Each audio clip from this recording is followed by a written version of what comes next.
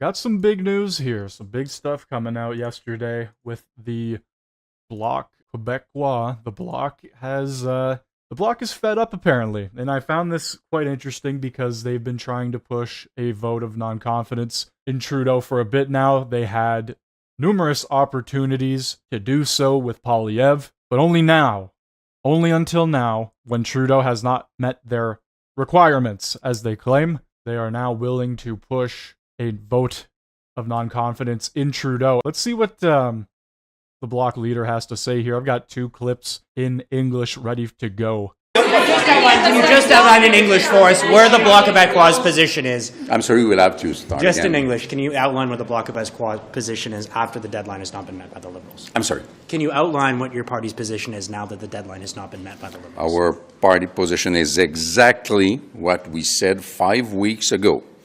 The government was invited to pass into laws two bills that came from the BLOC Québécois, but were approved and supported by all parties in the Parliament. They had until October 29th, which is today, to deliver that, which they did not do. We said 5 weeks ago that if we were not to receive that, if 4 million of Canadians between 65 and 74 years old were not to receive what we asked, if producers under supply management regime were not to get what we asked, we were to start discussing with opposition parties in order to have this government fall. And this is exactly what we are starting to do as of now. Are you open to another conversation? If the government comes to you today, tomorrow, even the day after, are you open to a conversation to keep that going if you get what you want? Have they come to us yesterday or the day before? No, we haven't got what we wanted. If before, of course, if before they fall, they give us all we have asked under the terms that we have described, we don't have a choice but to take it. But we are not negotiating anything as we speak. We are negotiating with opposition parties in order to have the government be. So that will mean your support as well. If they give you what you ask for, even if it's after this date, does that mean they regain your support? Let's say that if they give us exactly all we have asked for before they fall, because if there's a vote tomorrow, they might fall tomorrow, we will look into it and we will be coherent with all what we have said so far. We want precisely what is in Bill 3, C319 and in Bill C282. Bring that to us and we'll discuss. But in the meantime, they are seriously in danger to fall. They are in serious danger to fall. Interesting. This is a slippery slope because if Trudeau and the Liberals just give them what they want, then they're going to take it and this non-confidence vote is not going to happen. But if they don't, which they're claiming they haven't, yesterday, obviously the 29th, they had the opportunity to discuss the elderly pension. I believe it was an increase in how much people over 64 to 75 made from their pension. The government has failed to, I guess, give the BLOC what they wanted. But if the Liberal government all of a sudden just said, well, here you go, I have a feeling, like I said, this vote is going to be swept under the rug. Plus, the BLOC had many opportunities to do this non-confidence vote as Pierre was hammering Trudeau almost day after day at one point in time, trying to get him out. So I find it kind of funny that, all of a sudden the BLOC is willing to play this game. Are you committing, just to be clear, are you committing to voting against the government on every confidence vote moving forward? It depends on the way it's written. If it's against the values of Quebec in terms of language, in terms of secularity of the state, in terms of immigration, in terms of environment, we're not stupid. We will not go against what we are. This is why I say the most simple way to do it is a motion that says that the chamber, the parliament, removes its support, its confidence in this government and that's the end to it. The tradition being what it is, the Prime Minister should walk to the house of the General Governor and say, okay, let's call an election. Jean-Yves Duclos called it an artificial ultimatum today, this morning at Cabinet Inns. What's your answer to that?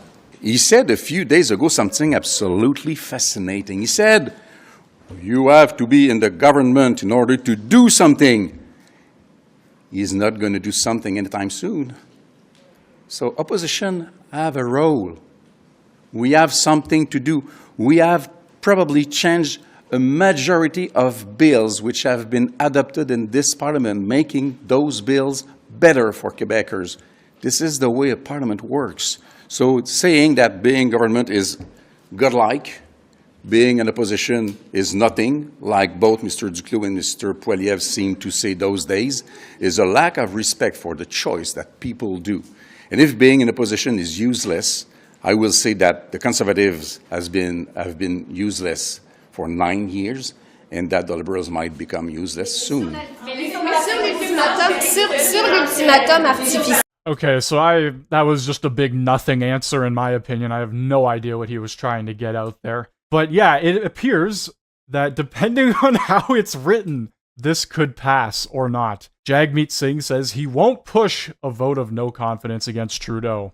My God, this guy, he cannot stay consistent to save his life. Threw Canadians under the bus for his pension. Then during question period said that the NDP is a people over party, which is not true. And constantly pointing the fingers at the Liberals while being in a coalition with them, and is now saying he won't push a vote against Trudeau. An emergency now. Other parties like the BLOC have put forward their priorities, and they're willing to take down the government based off of the government's inaction.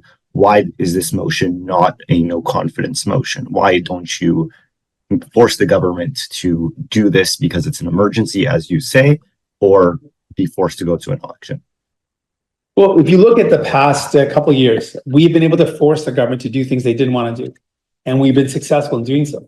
The dental care program is something the Liberals voted against. They were opposed to it. They never wanted to do it. We forced them to bring it in. And now seniors are getting dental care for the first time in their lives, many of them. Kids are able to go to the dentist and look after their teeth, which is preventing illnesses, keeping them healthier, ensuring that they're going to have better outcomes in their lives. So we've gotten things done this way. So what we're putting it on the table. We believe the Liberals have failed to address the question of access. And we know the Conservatives are threatening the access to this right and are threatening the fundamental right itself. So we're putting forward our vision. We need to make sure that this is treated as serious and we have immediate action to expand access. We're going to put forward an opposition day motion and we'll see how the parties vote on it. And we're going to use the pressure that we have with our allies, with folks that are listening. If you believe it's important to defend not just the right, but access to this right, then join us. If you're looking at the Liberal Party and you're seeing them focus on themselves and not on your issues, join us. We're here for you. We're ready to fight for you. And we care about what people are going through. That's why we're presenting real motions that respond to the needs of people, responding to the fears of Conservatives who want to cut access to abortions and attack the right. We're putting forward a motion to say no. We're going to defend the right and defend access to the right. All right, so just a bunch of fucking BS from Jagmeet, a bunch of we're going to do this, we plan on doing this, we forced the government to do this, that, and the fourth. The only thing the NDP has done is make Parliament's life that much harder, make Canadians' lives that much harder. We got a funny video here, though. On a scale of 1 to 10, how delusional has Trudeau become? Trudeau genuinely believes he'll win the next election. This is your first sit down, I think, since all this happened. You're not resigning. You're staying on as Liberal. I had a press conference yesterday, yes.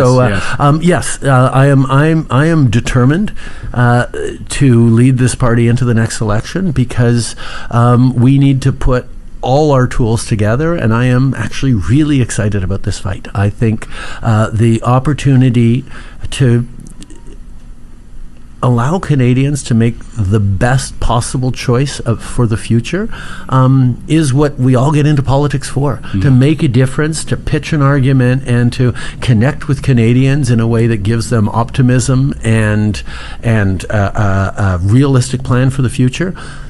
That's what we're in the business of, and that's what I'm excited about. Absolutely. This is your Oh, he's excited, all right. Order, please.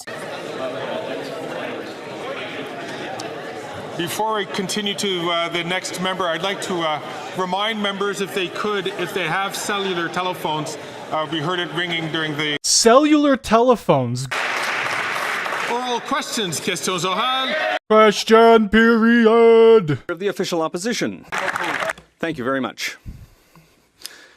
Mr. Speaker, Canada made a promise to everyone. It's very simple. Work hard, get a big paycheck, and buy food and affordable housing in safe communities, no matter where you're from. But this Canadian promise, like everything else, is broken after 9 years of this Prime Minister who's doubled the cost of housing. This week, I proposed eliminating the GST on the purchase of a new home. Everyone is in agreement it's going to reduce the cost of a new home. Will the Prime Minister accept my common sense idea? Trudeau showed up. Whoa! Well, Prime Minister, the problem, Mr. Speaker, the fundamental problem for the opposition leader is that all the challenges he sees, he's got one solution for them: cutting services, programs, and investments for Canadians. Even when he tries to put forward solutions for housing, he wants to cut. He cuts thousands, millions, billions of dollars in building more housing. He's calling for a cut of $9 billion that we're sending to the government of Quebec to accelerate housing starts across Quebec. We need investments to build new homes, not cuts and austerity. That's all that the Conservative Party is offering us. The Honourable Leader of the Official Opposition. It's not surprising that the Prime Minister is against cutting GST on housing because he doubled the cost. He did it by breaking the immigration system, by printing $750 billion in inflationary funding, by funding bureaucracies that prevent construction, and by putting new taxes on housing. He's trying to build more bureaucracy in Ottawa, bureaucracy that doesn't lead to any new housing. Yeah, they do have to. Well, they don't have to, but I would assume that there's probably some amount of French that probably has to be spoken. But if they ask a question in French, it needs to be answered in French. And it's translated in English anyway, which I don't know why they even bother with French at that point. Hundreds of millions of dollars for Quebec to cut investments in housing across the country. That's not what Canadians need. We are investing in housing. We are investing to build more opportunities across the country for people. And all he's offering is billions of dollars in cuts in services and programs and services that Canadians need. The Honourable Leader of the Opposition. Mr. Speaker, Canada makes everyone a promise. It's a very simple deal. You work hard, you get decent food, and a good home in a safe neighborhood. Doesn't matter where you come from, you work hard, that's what you get. But that promise, like everything else, is broken after 9 years of this NDP Liberal Prime Minister. He's doubled housing costs. That's why I came forward with a now widely celebrated idea to axe the GST sales tax on new homes, saving up to $50,000 on the cost of a new home. Will he accept my common sense plan to axe the tax and build the homes? I thought if it was asked in French, that it had to be answered in French or English or however, but I don't know. Is offering at a time where Canadians need support is cuts. He's proposing to cut billions of dollars of investments in housing across the country to increase densification, to cut red tape, to accelerate the construction of homes and apartments that Canadians need. He's offering cuts. He's offering austerity. He's saying everything is broken, and then he's thinking that cuts to services and programs and investments is what's going to help Canadians. That's not responsible leadership, Mr. Speaker. The Honourable Leader of the Opposition. He proposes to cut bureaucracy and taxes, Mr. Speaker. Let's axe the sales tax on new homes, saving up to $50 grand on a new home. That's a savings of almost $2,700 per year in lower mortgage payments. By contrast, the Prime Minister offers a multi-billion-dollar housing bureaucracy in Ottawa that his own housing minister admits doesn't build homes. So why won't he listen to his own housing minister and accept my common sense plan to axe the tax and build the homes. The Right Honourable Prime Minister. Mr. Speaker, one of the most fundamental responsibilities of any Canadian Prime Minister is the safety of Canadians. Unfortunately, the Leader of the Opposition has failed at his responsibility to keep his own MPs safe from foreign interference. So I have asked the security services to figure out a way to give some information to the Leader of the Opposition so that he can actually fulfill his responsibility of protecting Canadians, including those within his own caucus. It would be easier if he got a security clearance, but I've asked them to give him some information nonetheless.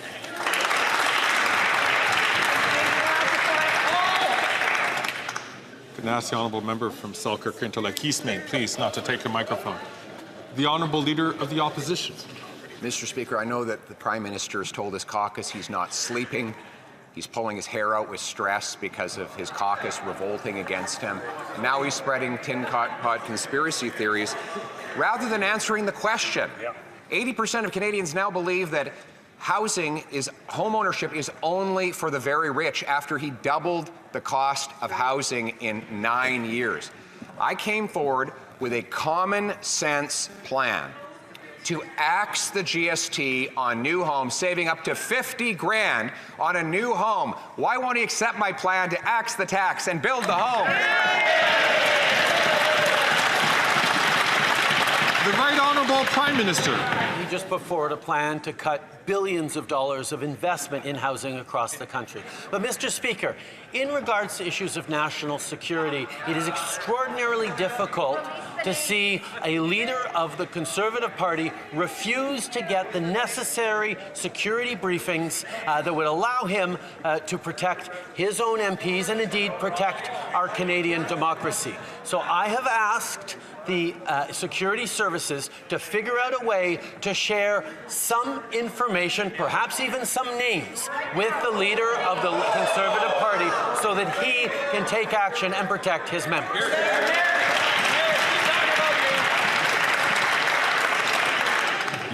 The Honourable Member for La Prairie. How to lose at Politics 101. 80% of voters are asking the Prime Minister to increase old age security for seniors aged 65 to 74. Every party here voted in favour of it, even his. Thanks to the Bloc Québécois, the Prime Minister had a unique opportunity to be fair to seniors, please 80% of people, and stay in power. He could have scored a triple, Mr. Speaker. Instead, he chose to abandon seniors, to say no to 80% of voters, and to buy himself an election. 0 for 3, Mr. Speaker. Does he understand now why nobody wants him around anymore? The Right Honourable Prime Minister. Our government is investing in seniors. We increased the guaranteed income supplement by 10%. We are helping older seniors, those aged 75 and up, with an increase in old age security. And we delivered dental care. Over 1 million seniors across the country have seen a major difference thanks to that program. Dental care, by the way, that the Bloc decided to vote against. I would suggest that if they're taking suggestions on how to be popular in politics, that they deliver dental care services to seniors who need it. Maybe that would be a good thing that they could do instead of being like the Conservatives and voting against it. The Honourable Member for La Prairie.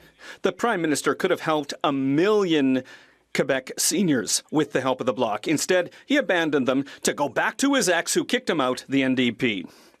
You know, he went back, his tail between his legs, to a party that's so disconnected from Quebec that its only Quebec MP is desperately looking for a way out and into the administration of the city of Montreal. I feel sorry for Montreal. The Prime Minister could have chosen 1 million Quebecers. Instead, he chose 25 MPs, 96% of whom are from outside of Quebec. Does he understand that we don't need a secret ballot to know that nobody in Quebec trusts him anymore?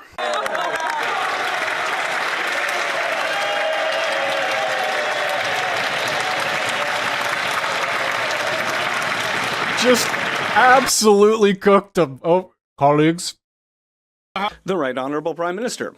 The Right Honourable Mr. Greg. Speaker, we can understand that when the Bloc has the support of the Conservative Party, Quebecers are going to be very concerned. The reality, Mr. Speaker, is that we are here to invest in seniors. We were there with dental care, where the Bloc and the Conservative Party voted against it.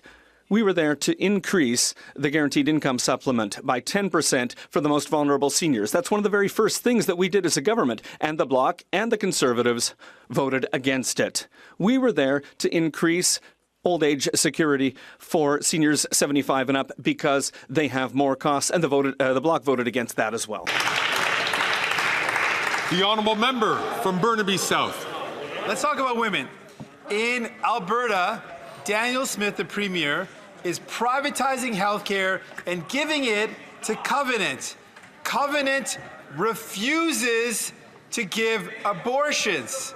That is clearly a violation of the Canada Health Act.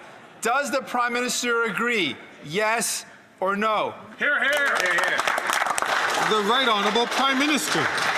Mr. Speaker, we are the government that has stood up for women's rights unequivocally across this country, including pulling Trudeau almost said Mr. Government. Abortion services and reproductive health wasn't being delivered. At the same time, Mr. Speaker, we're moving forward with more ways to protect women's rights. Just yesterday, we presented a Ways and Means motion. Is she still there? Is Mary still there? Will have to disclose whether or not they're actually like why? Why is she still there? What is our government doing? Whether they are going to leave women without support and without choices at an extremely delicate time. That's right. The honourable member for Burnaby South. Uh-oh. It's her body, her choice, not her body, Conservative Party's choice.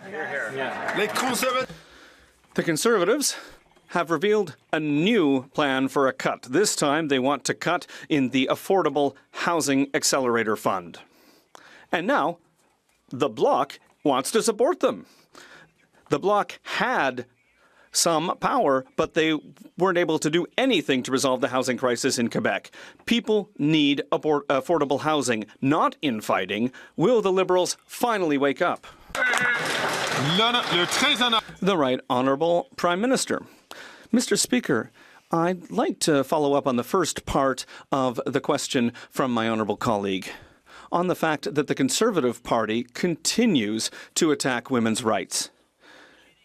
Now, I certainly have questions about the Conservative MPs from Quebec within the Conservative Party of Canada who have sat on their hands while their colleagues attack women as rights, the anti-choice members of the Conservative Party. We are seeing women's rights under attack everywhere, and the Conservative Party is encouraging them with the MPs they've elected. The Honourable Leader of the Opposition. Mr. Speaker, the Bloc Québécois and the leader of the Bloc Québécois has literally nothing, delivered nothing for Quebecers, nothing for seniors, nothing for farmers. But despite that, he voted almost 200 times to keep this Prime Minister in power. He voted for $500 million in inflationary bureaucratic spending, $500 million in deficit spending. At the same time, Quebecers are suffering from the cost of housing, which has doubled. Will the Prime Minister accept to call an election so that Quebecers can support my plan to get rid of GST on new homes? Just before I recognize the Prime Minister, I would just like to ask all members, please, to put your phones on silence. It's good for the interpreters. The Right Honourable Prime Minister. Mr. Speaker, I said it in English, I'll repeat it in French. We know that one of the fundamental responsibilities of everyone in this House is to protect the safety, security, and well-being of Canadians. However, with his completely unexplainable decision to not get his security clearance, the Conservative leader is putting Canadians at risk, including members of his own party. That's why I have asked our security services to share as much information as possible with the Conservative leader so that he can better protect his MPs, despite the fact that he just keeps repeating the same thing over and over again and not providing anything. Come on. This is ridiculous. This Prime Minister doubled housing costs, doubled the debt, doubled gun crime, and now doubled food bank use, that the NDP would be pulling its support. After all, the leader said that the Liberals are too weak, too selfish, too beholden to corporate interests to fight for people, and yet, there he is, still in power. He doesn't even have the confidence of his own Liberal MPs, but he seems to still have the confidence of the sellout NDP leader. So, will the costly carbon tax coalition stand up in front of Canadians and let people vote in a carbon tax election for change in the future?